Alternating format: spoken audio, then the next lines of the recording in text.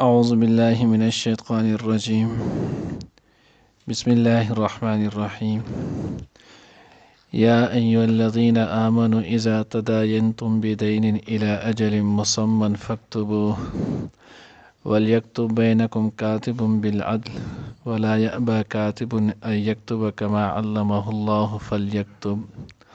وليملي الذي عليه الحق وليتق الله ربه ولا يبخس منه شيئا فإن كان الذي عليه الحق سفيها أو ضعيفا أو لا يستطيع أن يمل هو فليملل وليه بالعدل. نانی درس کے بے انشاءاللہ العزیز سورة بقرہ پارہ نمبر 3 رکو نمبر 39 آیات نمبر 282 یو آیات ویلے کیږي. د آیات ترجمه چې نو هغه ډېره زیاته سیوا ده، خو بهرحال تفسیر په لحاظ سره چې نو هغه آسان دی. ترجمه یې صرف سیوا ده، نور تفسیر په لحاظ سره چې نو هغه آسان دی. دا ټول دی دا دی بلاد لی پورې خو ما وی خو نور ټول دی وګد دی. تفسیر کې انشاءالله ټول وایو. نو الله جل جلاله په دې آیات کې مسلمانانو ته یو بره طریقه ښیي د معاملاتو، چې کله تاسو معاملات کوئ نو دغه معاملاتو کې تاسو عهد لیکل چې دی نو هغه د لازمي کوئ. لیکل چې دی نو هغه د قرض معامله چې کله راشي نو د هغې کې لیکل قرآن پاک ته د آیات نه ثابتېږي الی اجل مسمى فاکتبوه، تاسو دا ولیکئ. اوس د دې د لیکلو وجه مخکې ځل الله رب العزت فرمای ذالکم اقسط عند الله واقوم للشهادة والا ترتابوا. دا په دې وجه باندې ښه ده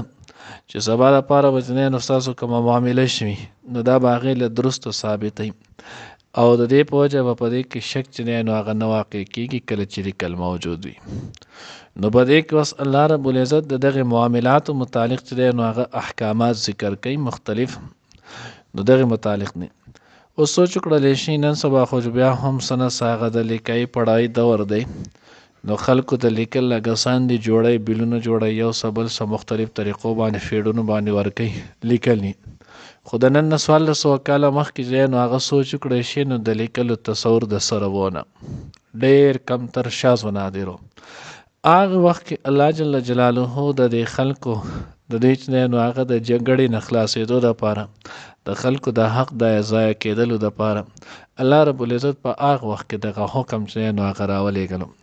دپاره د دې چې دا یو کامل او مکمل دین دی. نو د دې دین به هر یو کار چې نو هغه به کامل او مکمل وي.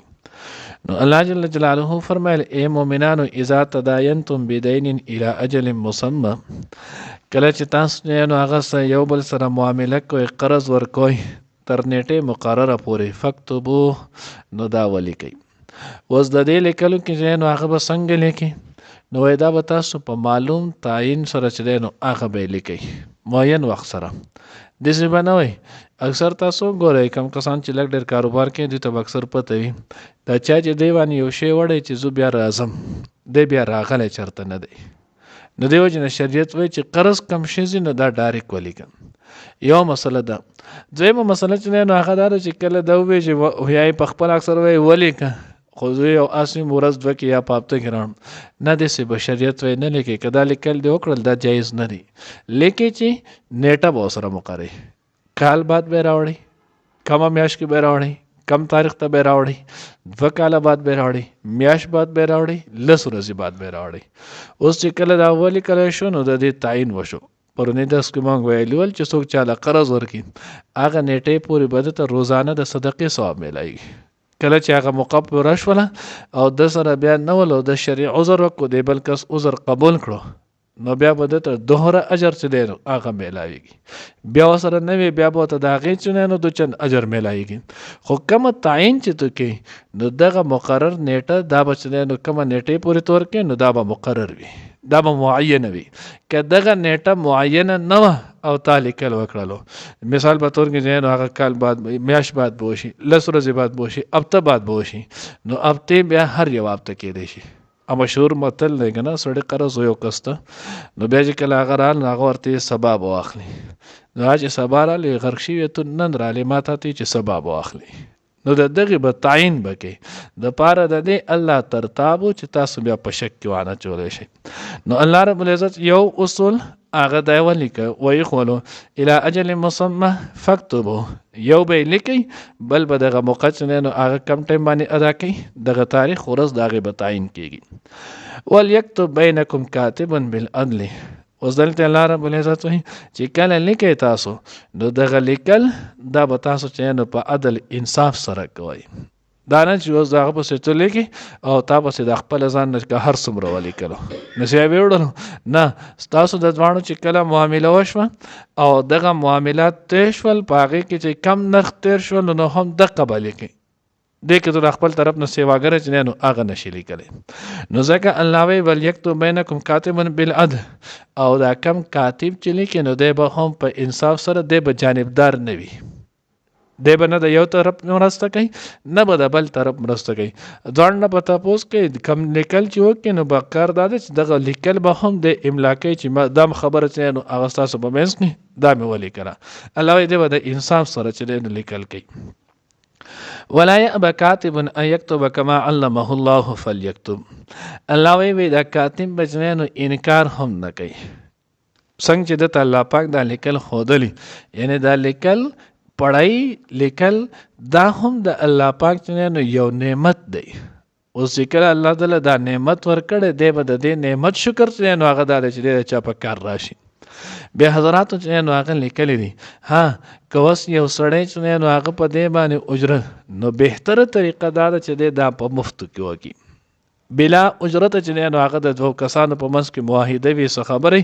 دی چې نو هغه دا بلا اجرت ولیکي خو که چېرته دی دغه اجرت اخلي نو اجرت اخیستل ولا دا هم جایز دی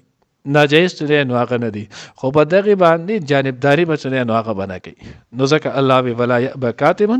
ان یکتب کما علمه الله فلیکتب نو پس په کار دی چې هغه شانتې ولیکي څنګه چې دته الله پاک ښودلی نو د باندې الله دغه احسان کړی دی دغه پوهه یې دله ورکړله نو دی به د دغه احسان په وجه دا کوي لکه زه به تاسو ته یو بل که خیال مو کړی زموږ کې اکثر څوک چې دی نو هغه 16 یا 17 ګریډ چې نو افسر نو که خیال مو کړی د دغې سړي چې دی نو دسخط شناختي کارډ باندې یو څه بل څه وغیره خلک چې نو باندې دغه کوي نو اوس چې دی کله دغه په د باندې ټسټ کول کوي خلکو نو په کار دا ده چې دی د په عدل سره وکړي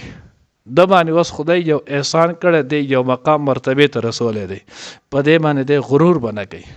چاته انکار چې دی نو هغه به نه کوي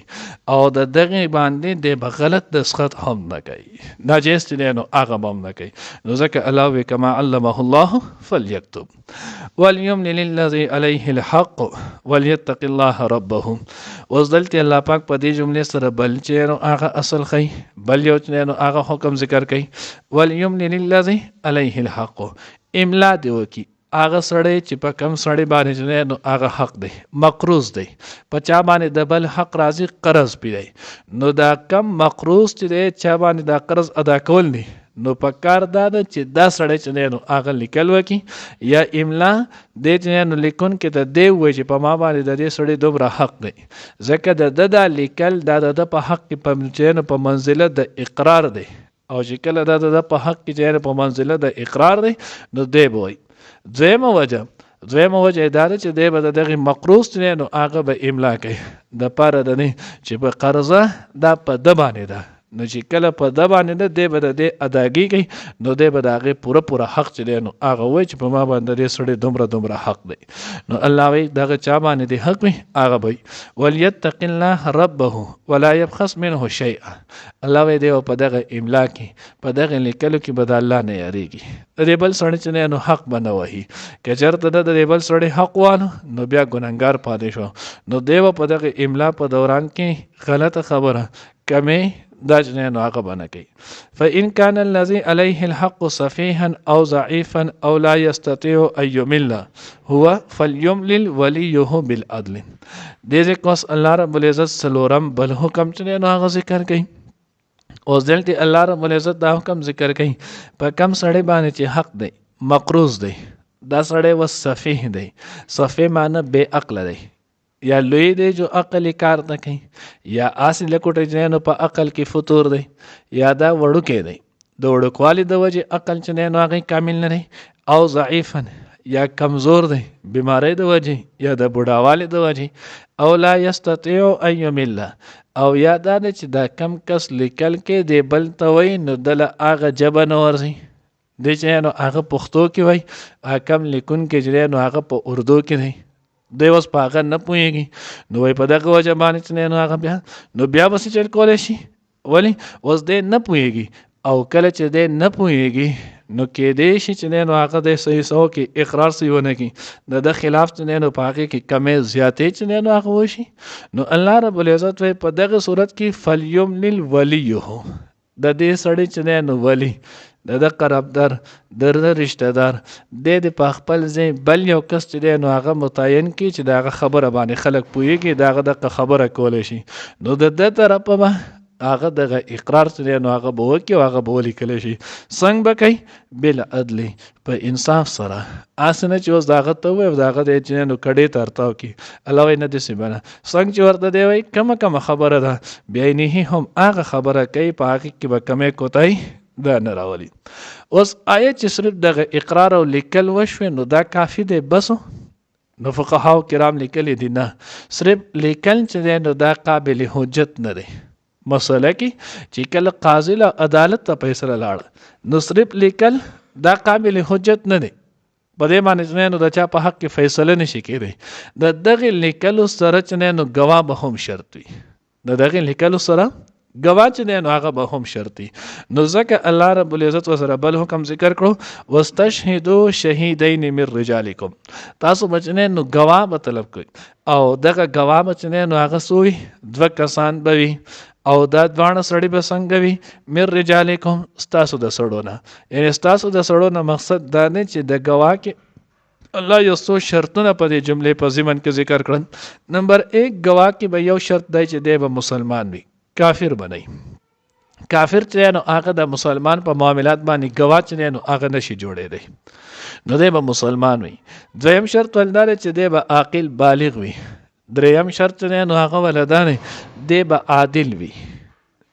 او بعض حضرات ورسره دا هم لیکلی دی او 5 وخته چې نو هغه مونځ کوي، بعض حضرات دا هم لیکلي وایي کم سړی چې په لاره کوڅه کې خوراکونه کوي وایي دا سړی چې نو هغه د ده ګواهي به نه قبلېږي، کم سړی چې نو هغه سرتور سر ګرځي وایي د ده ګواهي چې نو هغه به نه قبلېږي، کم سړی پیسې چې نو هغه ښکته خلاف سنت چې نو هغه د ده سیرت دي د ده ګواهي چې نو هغه به نه قبلېږي. نو که هغې کړک شرطونه د چې کم فقهاو دي نو لیکلي هغې ته وګورئ دا نن سباني چې څومره هم ګواهان دي دا تقریبا چې نو هغه نه کېږي د دوی ګواهي، خو زمونږ معاملات داسې په هغې کې دی. نو بهرحال الله جل جلاله وایي من رجالکم ستاسو د سړو نه، نو یو شرط د ټول نه غټ ورله دا دی چې دی به مسلمان وي، او کم از کم دروغ چې نو دا به نه وایي، ځکه که دی دروغ وایي نو دی په دې معامله کې هم دروغ ویلی شي، په ده به تهمت راځي، نو د دې سړی ګواهي جوړېدل چې نو هغه ګواه جوړېدل دا صحیح نه دی. فإن لم یکونا، اوس که چېرته دا 2 سړي نه وي بالفرض و تقدیر د دې ځای کې مسله ده چې هلته 2 تنه ګواهان چې نو هغه نشته، نو الله رب العزت وایي رجلین، پوه شوې 2 سړي نه ول، نو فرجل وامرأتان ممن ترضون، نو بیا به یو سړی او 2 ښځې دا به چې نو هغه په دغې معامله باندې ګواه کوي. اوس یو سړی او 2 ښځې، نو سړی ولې یو او ښځې ولې 2؟ نو حدیث مبارکه کې راځي نبی علیه الصلاۃ والسلام یو پیرو فرمایل، ترمذی روایت دی، مفهوم دا دی چې تاسو نه ښځې چې نو هغه تاسو ناقصات العقل و الدین یې، تاسو په دین کې هم کمې دی او تاسو په عقل کې هم کمې دی. صحابیه رضی الله تعالی عنها یو راپاسه الله رسول دا ولې زمونږ په عقل کې هم کمې دی، مونږ ناقص العقل هم یو ناقص الدین دا ولې؟ نو الله جل جلاله پیغمبر ورته وفرمایل آیا تاسو قرآن پاک کې سوچ نه کړئ؟ الله رب العزت وایي فإن لم یکونا رجلین فرجل وامرأتان، که 2 سړي نه نو بیا به یو سړی او 2 ښځې، 2 ښځې دا الله پاک د یو سړي چې نو قایم مقام کړلې، نو معلومه دا شوه چې ښځه چې نو هغه ناقص العقل ده او ناقص الدین. د الله پیغمبر آیا تاسو روزانه چې په هره میاشت کې 2 ورځې ستاسو نه ماهوارۍ په وجه باندې منځونه نه ځي، روژې نه ځي، نو د دې په وجه تاسو ناقص الدین هم شولی. نو الله رب العزت وایي که 2 سړي نه نو بیا به یو سړی او 2 ښځې، کم به ممن ترضون من الشهداء هغه چې تاسو به دواړه طرف نه خوښوئ. نو دې نه معلوم دا شو چې ګواه دا به داسې سړی وي چې په هغه باندې اعتماد به کولی شي، هغه به معتمد وي. که معتمد نه وي نو دغه سړی ګواه جوړېدل چې دی نو هغه بیا صحیح نه دي. ان تضل احداهما فتذکر احداهما الاخرى دا د دوو ښځو چې دی نو هغه د کېدلو د هغې فایده ذکر کوي الله پاک. وایي دا دوه ښځې به ځکه چې دی نو هغه ځکه که چېرته دوه ښځې نه شي وایي دې کې د دې یوې نه هېر شو د ښځو باندې نسیان هېر چې دی نو هغه پې غالب وي نو دا بله به ورته بیا دغه معامله او خبره یاد کړي. ها بعضې مسلې داسې دي چې په هغې کې صرف د ښځو ګواهي چې دی نو هغه معتبره ده، لکه د رضاعت مسله شوله، د ولادت مسله شوله، نو دغه د ښځو سره تعلق ساتي. نو په دغې مسلې کې بیا صرف یوازې د ښځې ګواهي چې دی نو هغه معتبره ده. دې نه ما سوا چې کوم معاملات د حدود نه که په دې کې 1,00,000 ښځې هم راجمع شي خو یو سړی ورسره نه نو د دوی ګواهي چې دی نو هغه معتبر نه ده. ولا يأبى الشهداء اذا ما دعوا اوس دلته الله رب العزت چې دی نو هغه وایي دا ګواهان چې دی نو هغه به دوی څه نه کوي، انکار به نه کوي. نو دې نه دلته اوس الله رب العزت چې نو ګواه ته یو حکم بیانوي. ګواه ته وایي کله چې دی نو هغه ته ګواهي ورکړي نو ستا دغه ګواهي کې چې کله تا غوښتلی کېږي تو نو ته به انکار چې دی نو هغه نه کړي. ولا تسأموا ان تكتبوه صغيرا او كبيرا او تاسو چې دی نو هغه انکار مه کوئ، ستړی کېږئ به دا چې تاسو ولیکئ صغیرا او کبیره، که ورکوټې معامله وي او که غټه، یعنې که د لږ وخت دپاره وي که د ډېره، که د لږو پیسو وي او که د ډېرو پیسې. نو تاسو چې کم هم داسې معاملات کوئ چې په هغه په نیټې باندې ټیم پې لګي نو دغه ټولې تاسو چې دی نو هغه لیکئ الی اجله د هغې د وخته پورې. وخت کې مخکې مونږ دغه خبر وکړو چې ټیم د هغې دپاره به متعیني. اوس به د دې فایده څه الله وی ذالکم اقسط عند الله دا به چې دی نو هغه د الله په نسب باندې ډېر چې نو انصاف ته به نږدې و اقوم للشهاده او دا به چې دی نو شهادت ګواهي لره چې دی نو هغه ساتونکي. که سبا چې دی نو هغه بیا څه مسله پیښه شي نو د دغې مسلې پېښېدو په وخت کې تاسو به لیکل هم کړئ، په دغه لیکلو باندې به ګواه هم وي نو قاضي ته به هم فیصله اسانه وي او د قاضي د فیصلې سره دغه معامله چې دی نو دا به په اسانه باندې رفع دفع شي. نو ځکه الله وایي وادنا الله ترتابو او دویم دې ته هم ډېره نږدې ده چې تاسو به په شک کې پرې نه وځئ. لکه چې کله ګواه هم یې کسانه خبرې راشي هغه ته لیکل وخول، لیکلو سره چې دی نو ګواهي هم وخولو، اوس د دغې نه وروسته خو بیا چې د کم شک او کومه شبه وه هغه ختم شوله. اوس که دی د هغې نه وروسته د هغې باوجود بیا هم کوي نو دا بیا د هغه خپل دا نه الا ان تکونه تجارة حاضرة تدیرونها. الله وایي وایي که تاسو چېرته لاس په لاس چې دی نو هغه سودا کوئ، یو طرف ته دی نو هغه سودا مبیع والی، بل طرف ته سمن پیسې ورکوي، نو که دا ونه لیکي دې باندې ګواه مقرر نه کړي نو دې باندې څه حرج نشته.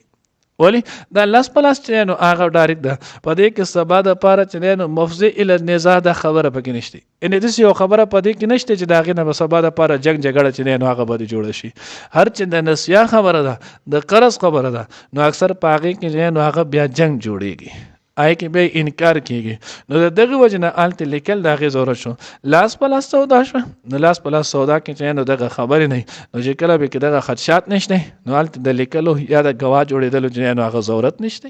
الا ان تکونه تجارة حاضره تدیرونها چې اخلی را اخلی تاسو بینکم په خپل منځ کې فلیس علیکم جناح ان لا تکتبوهم واشهدوا اذا تبایعتم او الله وایي تاسو ګواه نیسئ کله چې تاسو سودا کوئ. نو سودا په صورت کې ګواه نه ما تاسو وي اله چې کله چې نو هغه نسوي نسیا باندې که نسیا نه لاس په لاس وي نو بیا دغه حکم چې نو هغه پکې نشته. ولا يضار کاتب ولا شهین مخکې ګوره د دې نه الله رب العزت چې نو هغه چاته پاره ګواه ته او کاتب ته چې نو هغې خبره وکړله چې ګوره ته لیکل کې نو ته به فیصله کې په عدل او انصاف سره چې دی نو هغه به لیکي. ولیکتب بینکم کاتب بالعدل او شهید ته چې نو ګواه ته دا وي ولا یأبى الشهداء اذا ما دعوا کله چې دوی نه چې نو ګواهي طلب کولی شي دوی به انکار نه کوي. خو اوس دلته الله وایي ولا یضار کاتب ولا شهید دا چا چې لیکل کړي دی به هم بیا چې نو تنګوي نه دا چې اوس په مخه روزانه د دوی فیصله ده الکه تورا شتا په کې لیکل کړي ول اوس هغه غریب نه نو هغه په خپل لیکل ستومانه شو چې خدای ماته چای چې لا د دوی بمنس کې لیکل کوه ولا شهید او نه بچنه نو گواته تکلیف رسوي روزانه اوس د دوی کې نه ختميږي او نه پاتې کېږي هغه پسې زی او راځي او تورا سره دن چې نو هغه گواهی لاړ شنندا نو په مخه به دا غم نه تنګي بلکې دې کې فقهاو دام لیکلي دي که چېرته دغه کاتب څه نو هغه د دې اجرت اخیستل غواړي نو دې بوله اجرت ورکوي شهید ګواه چې نو هغه د سره ځي او دا سړی چې نو هغه روزمره دیاړي ماري او دې د خپل دیاړي اخیستل غواړي د دیاړي چې نو دا هم جایز دی بوله ورکوي ولې دې اوس د په معاملې کې سي د چا باندې چې نو د چا په حق کې د خبره کې گواہی ورکوي اوس دې لاړو هغې له ثابت ورځ د دیاړي قضا شوه نو دله کده دیاړي دی غواړي نو دیاړي به چې نو هغه بولم ورکوي دویم دی باندې چې نو د خوراک ټایم شو نو دی بوله خوراک هم ورکوي خو د خوراک اوس دی به دا داسې نه وي چې ما به بیایي نو ما به ګورې هلته بیا چې قربان ته بیایي نه دی چې کور کم خوراک کوي هغه خوراک مطالبه چې نو هغه دی کولی شي دغه شان ګاډي نو دی چې به کم ګاډي کې سي هغه به د هغې ګاډي مطالبه چې نو دی کرایه هم مطالبه کولی شي د حق چې نو هغه جوړېږي اوس دله به تکلیف نه ورکوي تکلیف بوله داسې نه ورکوي چې تو ورته چې راځه ګاډی هم د هغه را روان کړو خوراک هم د هغه نه وکړو ګواهي پې هم ځان نه ورکوي نو دا هغه غریب هم دیاړي قضا شوله امید ګاډي تاوان وشولو بیا د باندې چې ډوړی چې نو هغې وکړل دم نو سبا دپاره بیا خلک د ګواهۍ نه چې انکار لکه نن چې هم څومره زنګ په ماحول کې وکړی خلک چې ګواهي چل نور کې د چا معاملاتو ته حاضري نه کوي هغه غټه وجه دی بیا هغه کم کسانو چې معاملات د هغه بېغمه او د تانۍ نه چې نو هغه په مخه سمن په دقې غریب پسې بیا ځي لکه تو په دې ګواهي کوي نو هغه که سبا د مخې د هغه بیا یو غټ کار هم کېږي خو هغه پې ځان نانګاره کوي وایي زه چې نو هغه په دې کې نه نو ځکه شریعت چې نو موږ ته حکم وکړو ولا یضار کاتب ولا شهید وان تفعلوا فانه فسوق بكم الله ټولو ته ووي که تاسو دا کار که ګواه د ګواهۍ نه انکار وکړو کاتب د لیکلو نه انکار وکړو په انصاف سره او تاسو بیا ګواه ته او دغه شانتي کاتب ته چې نو هغه تکلیف رسول وکړو نو دا ګناه دی چې نو هغه ستاسو واتقوا الله ویریږئ د الله نه مخکې موږ ویلو معاملاتو نه وروسته الله رب العزت اکثر ځای نو هغه د سوی تاسو د الله نه ویریږئ دا معاملات دي معاملات به بالکل کره چې نو هغه به کوي ويعلمكم الله والله بكل شيء عليم الله رب العزت تاسو ته نو دغه احکامات ښیي الله په هر یو شیز باندې چې نو هغه خبردار دی ولی خبردار دی علیم ځکه د الله صفت دا دی چې هغه پوهه دی الله دې موږ ته خپل کلام صحیح پوهه نصیب کړي یا ایها الذین آمنوا اے ایمان والو اذا تداینتم ارکل چې تاسو معامله کوئ یو بل سره بدین د قرض الی اجل مسمى تر نیټه مقرره پورې فاکتبوه نو ولیکئ هغه ولیکتب او پکار دی چې ولیکي بینکم ستاسو په منځ کې کاتب لیکونکی بالعدل په انصاف سره ولا یأبا کاتب او انکار دی نه کوي کاتب ان یکتب تلیکلونه کما علمه الله لکه څنګه چې ښودلي دي هغه ته الله فلیکتب نو پس پکار دی چې ولیکي هغه ولیملل الذي او املا دی وکړي هغه کس علیه الحق په چا باندې چې قرض دی ولیتق الله او ویریږي د الله نه ربه چې د هغه رب دی ولا یبخس او نه دی کموي منه د هغې نه شیئا څه څیز فان کان الذي علیه الحق بیا که چېرې وي هغه څوک چې په هغه باندې حق دی قرضدار دی صفیحا بے عقلا او ضعیفا کمزور او لا یستطیع یا دا چې طاقت نه لري ان یمل د املا ویلو هو هغه فلیملل نو پس املا دی وی ولیه د هغه واکدار ولی بالعدل په انصاف سره واستشهدو او ګواهان طلب کوي ګواهان ونیسئ شهیدین دوه ګواهان من رجالکم د خپل سړو نه فان لم یکونا بیا که چېرې نه وي رجلین دوه سړي فرجل نو یو سړی وامرأتان او دوه ښځې ممن له هغې کسانو نه ترضونه چې تاسو خوښوئ چې تاسو پې راضي من الشهداء د ګواهانو نه ان تزل احداهما د پاره دی کچری هیر شي داغي کې د یوینا فتذکر احداهما الاخرى نو یاد به ورته کړي هغه بله ولا یأبى الشهداء او انکار دې نه کوي ګواهان اذا ما دوه په کم وخت کې چې هغوی را وبللی شي ولا تسأموا او سستی دې نه کوي ان تکتبوه سستی مه کوئ ان تکتبوه چې ولیکئ هغه صغیرا وړه معامله او کبیره یا لویه الى اجله د هغې د میعاد نیټې پورې ذلکم اقسط ستاسو دا کار یعنې دا کم لیکل چې دی اقسط دا ډېر انصاف ته دی عند الله په نزد د الله واقوم او دا چې نو ډېر ښه کوونکی دی ثابت درست کوونکی دی لشهادت شهادت لره وادنا الله ترتابو او دا ډېر نږدې دی دا چې تاسو په شک کې پرې نوځئ الا ان تکون تجارتا مگر دا چې وي تجارت حاضرتا لاس په لاس تدیرونها چې تاسو اخلي راخلئ بینکم په خپل منځ کې فلیس علیکم نو نشته په تاسو باندې جناح څه ګناه الله تکتبوه چې ونه لیکئ تاسو هغه واشهدوا او گواهان اونسئ اذا تبایعتم کله چې تاسو سودا کوئ ولا یضار کاتب ولا شهید او نشي دی ورکولی تکلیف لیکون کتا ولا شهید او نه گواتا و ان تفعلوا کچری تاسو کړو داسې فانه نو بشک دا فسوق ګناه دی بكم پتاسو باندې واتقوا الله ويرګی د الله نه ويعلمكم الله او زدکی خی تاسو ته الله والله الله پاک بكل شيء په هر څه باندې علیم په دی